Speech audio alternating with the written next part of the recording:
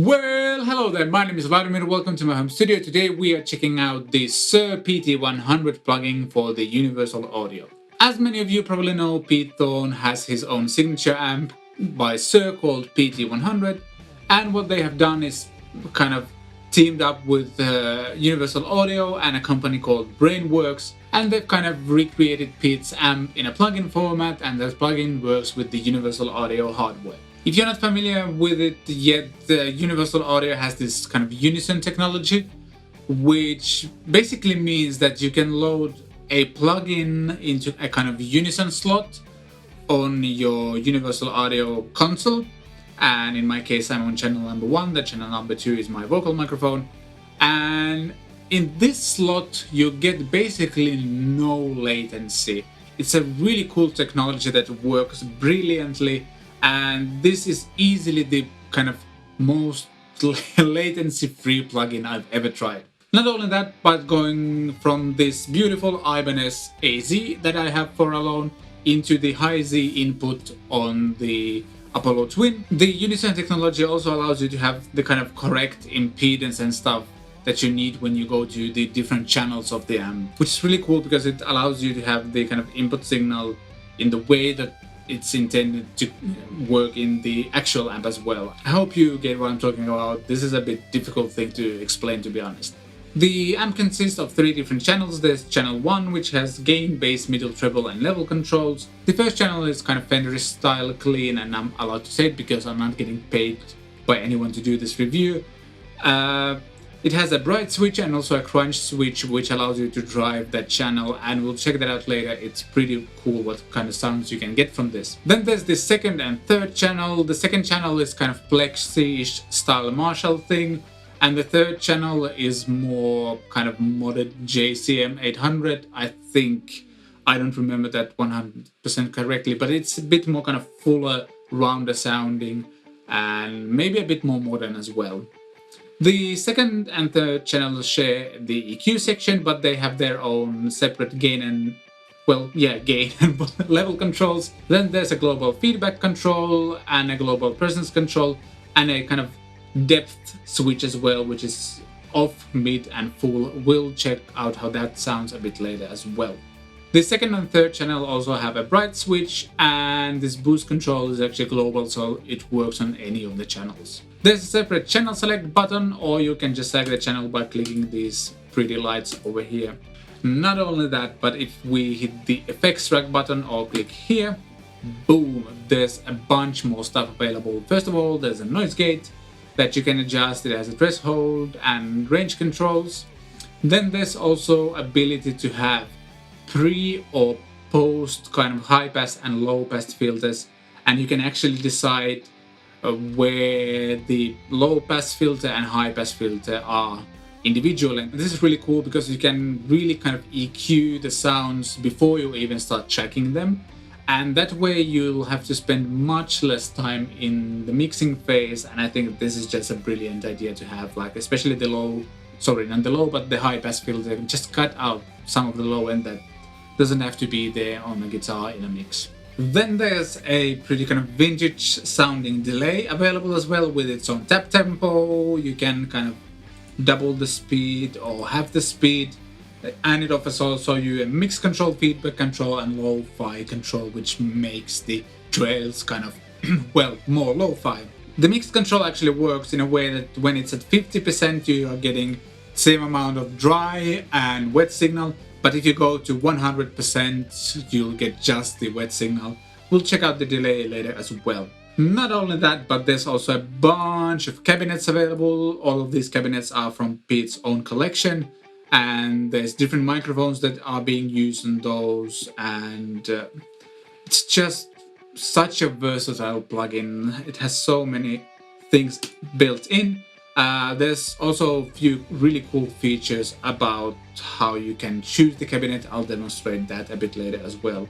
And then the last thing is this kind of output section. You can adjust the input gain, which goes into the amp, and then also you can bypass the preamp, or you can bypass the power amp, and also there's a power soak feature on the amp, which basically allows you to control the output volume so you don't clip your track. the signal goes from your guitar through the plugin. And it also kind of, I'm pretty sure you can get kind of power amp tube saturation as well by turning this way down if you want to. Alright, that was a bunch of information. Let's move on to the next part, which is breaking down the sounds in the song in the beginning. Let's start by breaking down the rhythm guitar track with my telly. I was on the second channel, the bright switch was on, and the cabinet that I was using is a Suhr 2x12. And let me hit this button, which was mic'd by Neumann CMV563. That text is really small to read on my screen, but yeah, that's what it was basically.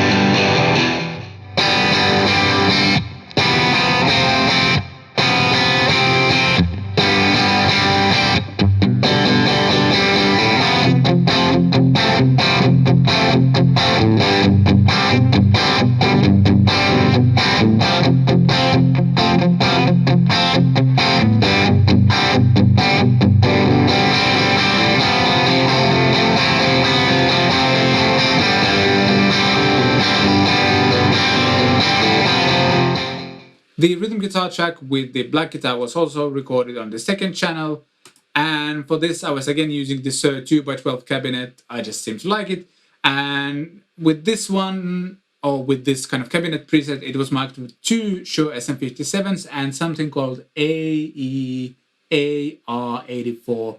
Not sure what that is. Let me know down in the comments if you know what that is. A microphone, sure, but which one?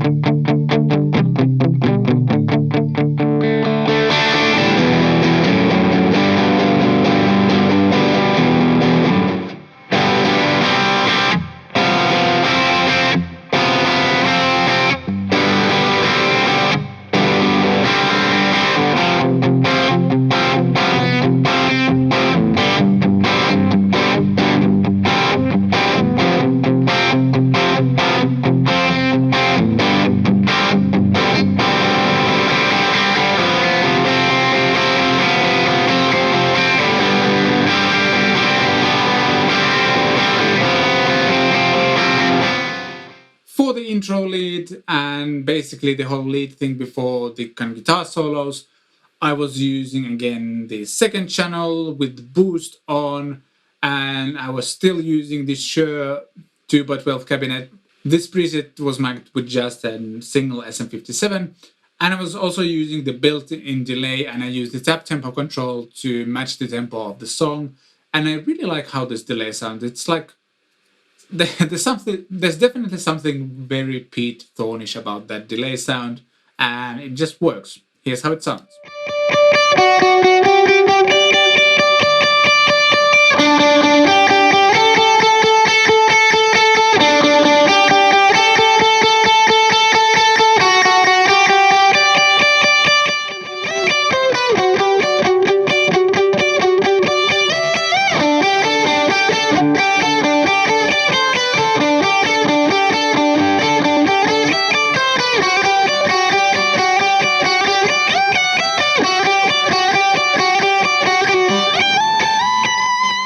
For my part of the guitar solo, I was again using the second channel with the boost on, and I was also using the Suhr 2x12. I just seem to like that a lot. I was just going for the sound, I wasn't looking at the cabinet names or anything like that. But yeah, this is again the same preset which has the single Suhr SM57, and the preamp was Neve VXS. And let me check. Yes, I was using the delay as well. Kind of similar settings than the ones on the kind of intro lead, but a bit more mix. Then I also added a bit of reverb in the post, and this is how it sounds soloed out.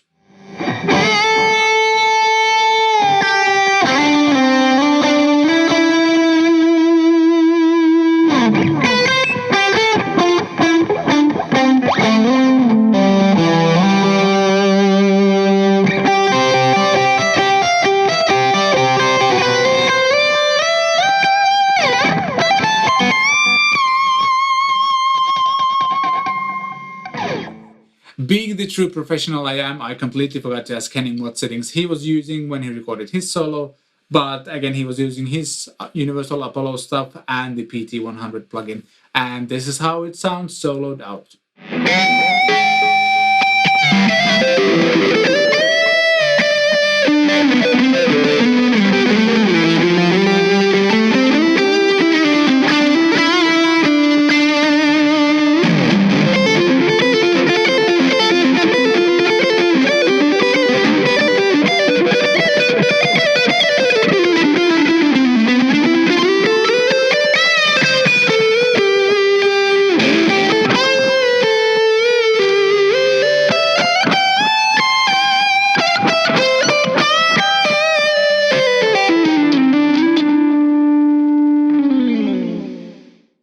Alright, let's dive into some of the sounds. I thought we would start with a few presets because there's a 3-channel amp with bunch of different options and it's kind of a bit difficult to demonstrate all of them. So let's go for the first preset that's called Strat Country Rock, like that.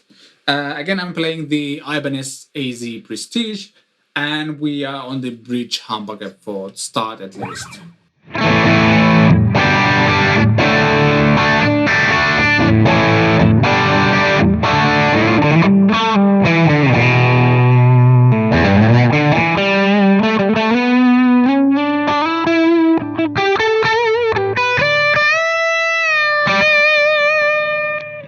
Neck pickup.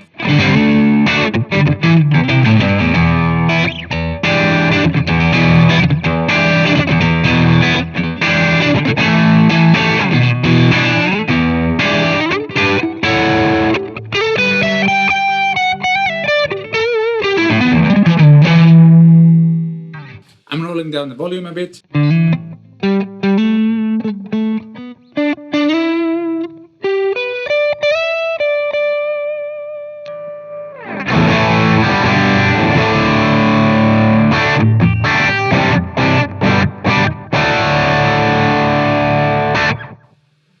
You can hear the delay as well. Kind of nice small slap back thing going on. Let's go for another preset. This VHC rhythm is my own. I kind of saved presets when I was recording this so I could demonstrate them. All channel crunch.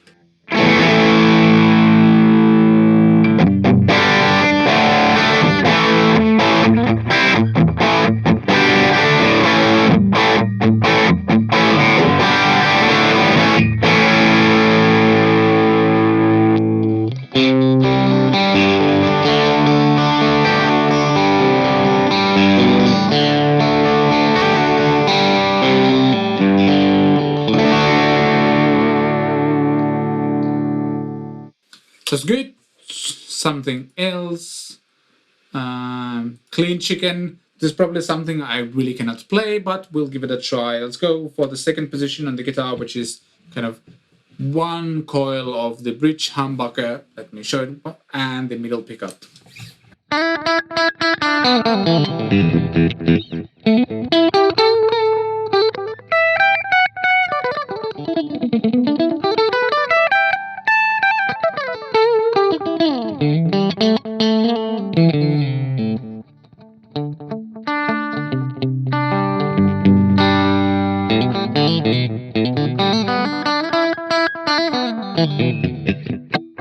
If I could chicken pick it, I would do that with this sound. Sounds really fun. Interestingly enough, no, it was the clean channel. So sorry, I looked at the wrong light.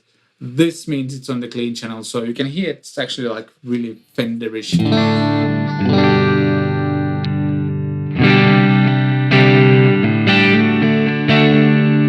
And this is where the power soak feature comes in, because I'm almost clipping.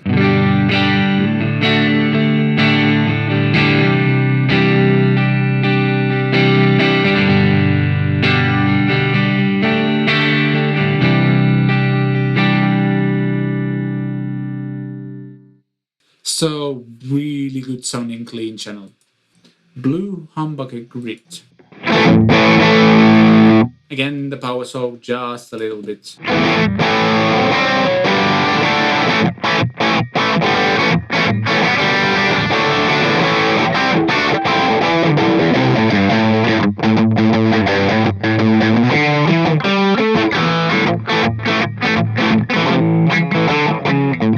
No, that's not how you play it. But again, I think you get the idea. Let's go for something that sounds a bit more modern. PT Crunch Ambient Echo. This is probably not modern, but...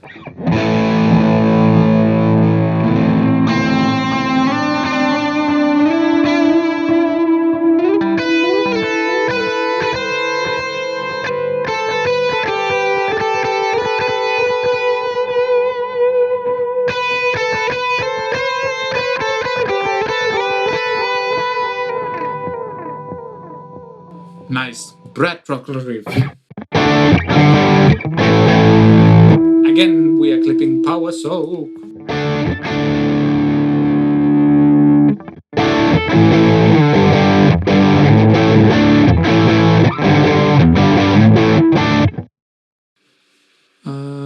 All channel 7B. This is probably for a 7-string, which I don't have, but...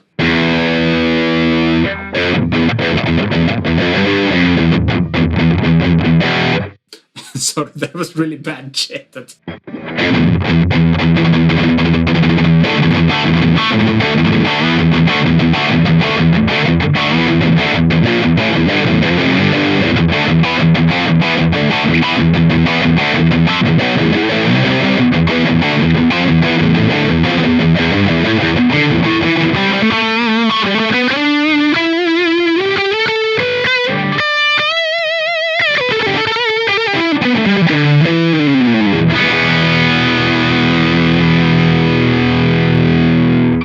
Don't know how that works with the 7-string, but it's a fun metal tone. So let's go to that Strat country rock thing and let's check out some of the controls. Let's jump to the first channel. The power soak. To control the overall output volume. Technically, I could also adjust the output level.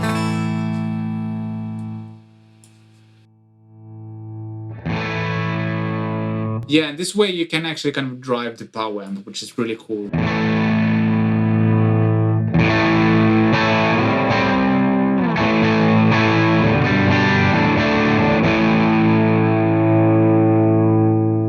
Let's bring the level down, power soak up.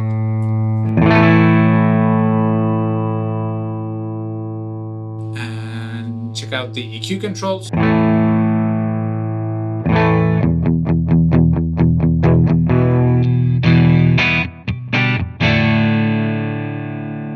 Middle. Then treble.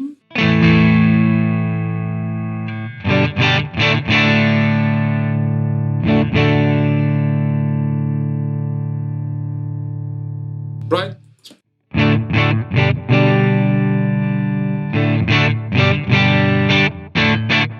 And then there's the crunch setting again. Actually, let's check out the gain control first.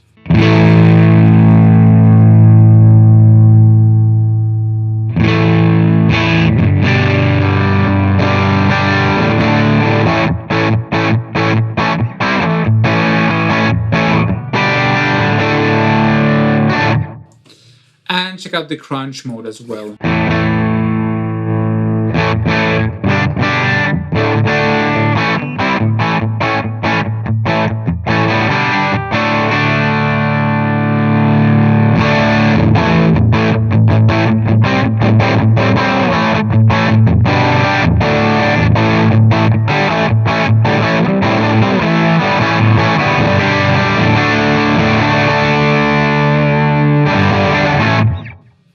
like that.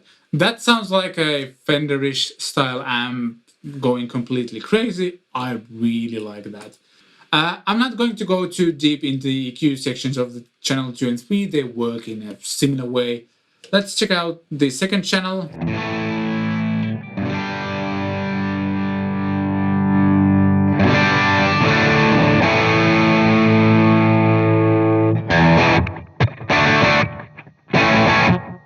Let's take the delay off. A bit less bass.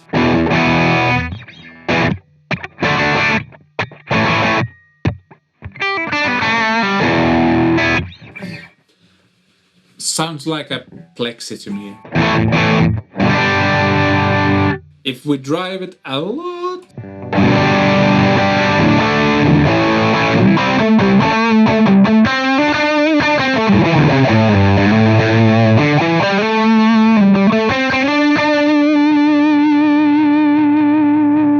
and let's try something that might be kind of built in here if we dime the EQs.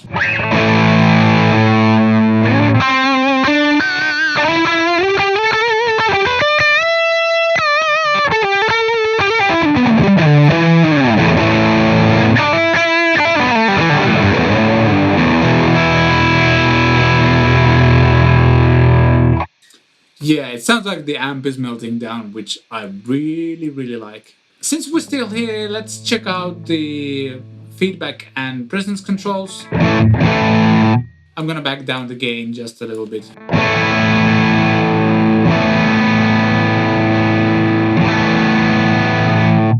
Feedback control.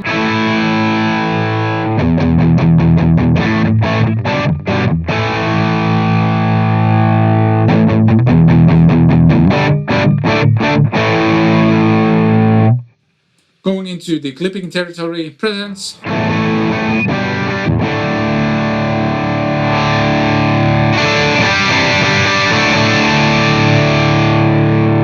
Again, very powerful, so no matter what kind of guitar you have, you'll be able to get a really clear sound. Depth control, off.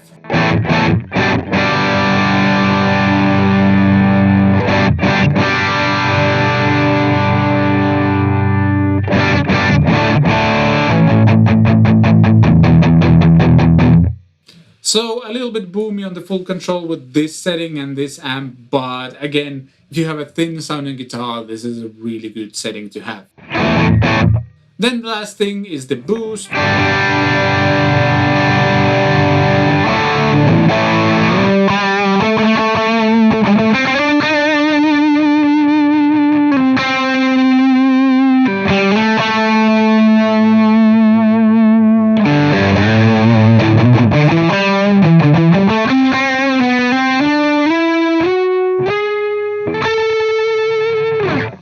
I went to jazz territory with that one, but again, you get the idea.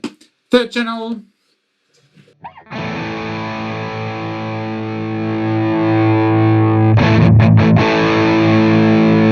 Let's compare it to the second channel.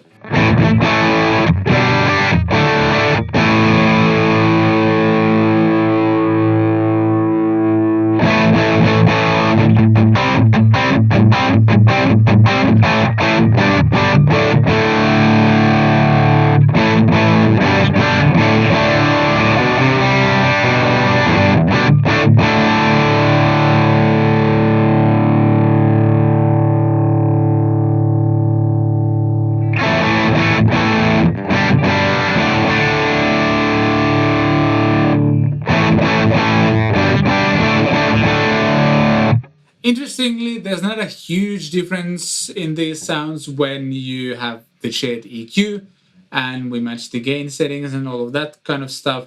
But again, they will sound kind of significantly different if you EQ them properly. Because, for example, the sound on the third channel right now,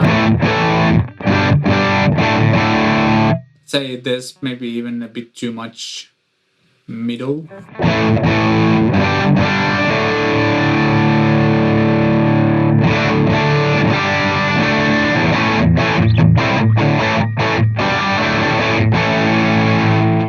But yeah, To me, it feels like the third channel kind of picks up where the the second channel kind of leaves. I don't know how you say it. You get the idea. All right, let's jump to some other parts of this as well quickly. First, the noise gate. And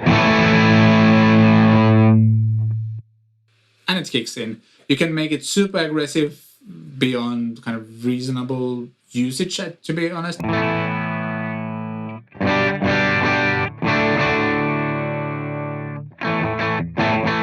Actually, this guitar doesn't output enough signal for it to even...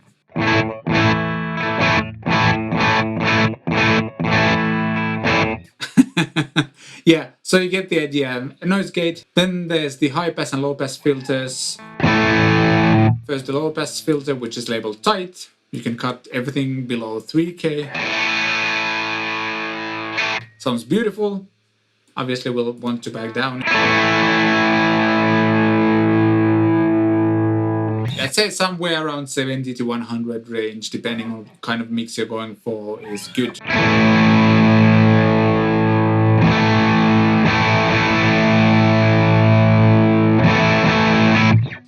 And the same thing applies to the high pass filter, no, the low pass filter.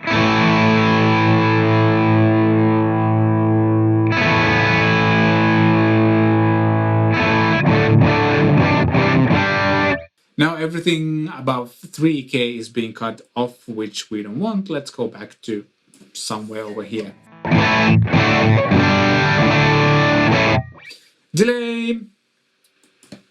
Switch to the neck pickup and increase the mix. Let's have a kind of more... and tap in a tempo.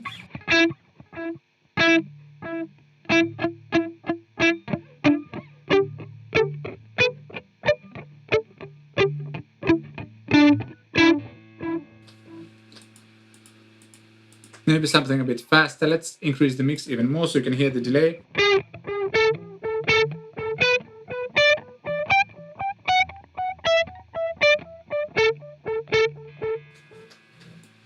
Let's increase the feedback.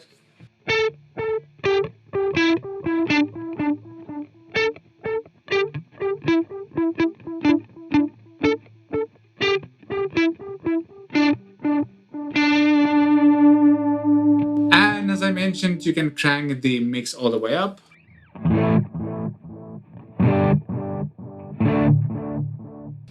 Let's increase the feedback as well. And we can check out the lo-fi control.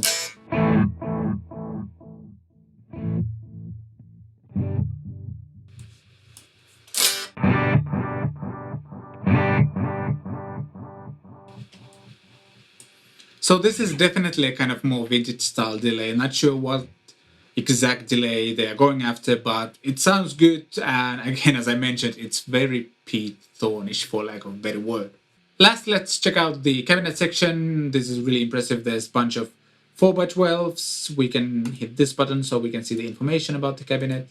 Then there's a couple of 1x12s, or kind of, I'm guessing this is the same cabinet with a slightly different microphone setup. Yes, it is. So 1, 2, 3, 4, 5, 6, 7, 8. 8 different cabinets with bunch of different microphone setups. So 119 presets altogether. Really cool. And as I kind of showed you before, you can see all the info of every setup here. And something that's really, really cool about this plugin is how they came, like the thing they came up with. I don't know, maybe they're not the first one to do it, but like I can choose, let's say, 2 bars. And in order for me to kind of just select a cabinet with my ears, I can now play. And if I hit auto, it will change. I'm pretty sure it's using the tempo on the delay. If I hit auto, it will start blinking and I can play.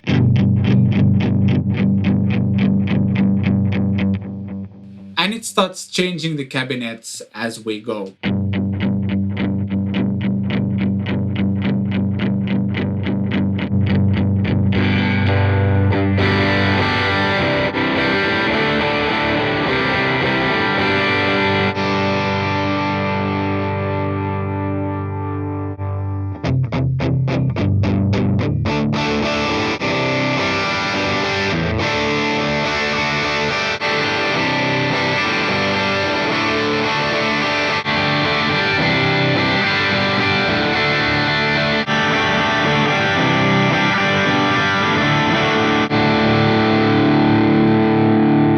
And when I find the one I like, I just hit the auto button again.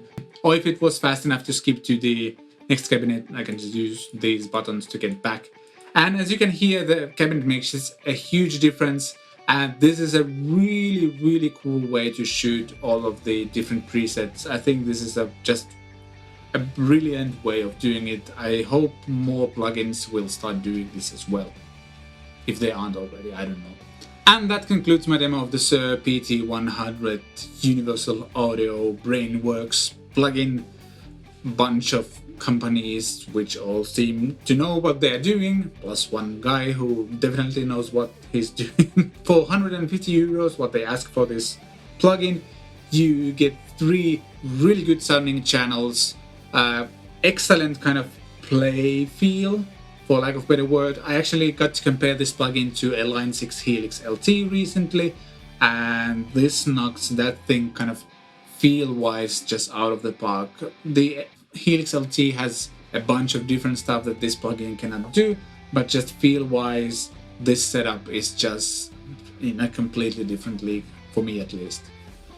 Then you're also getting a bunch of different cabinets which make this setup even more versatile. And if you, let's say, travel a lot and you don't want to bring a lot of gear with you, grab your laptop, your Apollo Twin or Universal Audio Arrow, get this plugin, you have a great guitar studio with you. Unfortunately, this plugin isn't perfect either. For example, I do not understand why I'm getting these arrows which show me that I should be able to kind of... Nope, nothing works. It shows me that I should be able to resize this plugin, but I actually can't. And kind of sitting half a meter away from my computer screen, all the text is super small on this device. I'm using my MacBook Pro with a Retina screen, blah blah blah, that stuff. All of the text is really small to read, and it's a bit difficult to distinguish all of the channels over here. Even if I would just be able to kind of make this window bigger, it would make it much more user-friendly. Right now I really need to lean in to see all of the small text over here. Maybe it will get patched in the next update, but that's definitely something that I think they should look at.